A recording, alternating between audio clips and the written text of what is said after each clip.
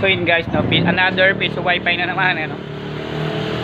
So dito lo guys sa sa Solar Homes, no, Barangay Langkaan 2. Langkaan parang ba to? Hindi, San Agustin net. San Agustin 1, San Agustin 1, Dasmariñas, Cavite. Kala ko Langkaan kasi doon kasi duman sa Green Breeze. O yan.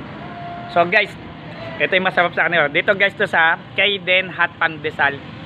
Piso wifi, bakery. Sa pinakakanto lang guys ng Solar Homes. So makikita nyo agad right side. Yan, tapat ng mga tinda ng saging tsaka itlog. Yan. Sarap ng kanila guys ito. Yung donut na may cheese. Sarap, grabe.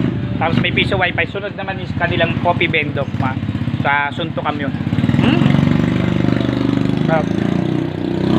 Bali ang pangalan ng piso wifi is Kaiden Hot Pandesal piso wifi. Napasarap.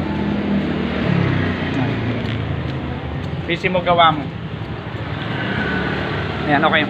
Maraming salamat po kay Ma'am Joy, no, doon sa aming client.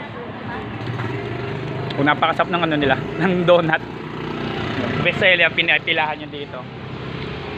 Kasi ba, well, kain-kain lang. Sa mga naghahanap na masarap na donut, no, dito yan sa Solar Homes, bandang kanan lang, pagpasok mo ng gate. Donut, pandesal, dito na kayo. Sulit na sulit yung pera nyo. No, malaki, hindi tinipid sa lasa, panalong panalo. At may piso wifi pa, and Sunto Kam, yung kanilang coffee bendo.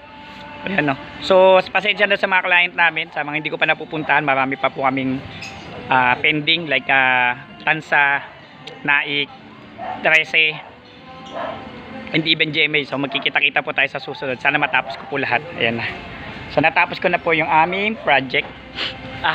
So kakain muna kami. So maraming salamat po. So support po natin local. Maraming salamat po. PC mo gawa mo. Don't forget to subscribe.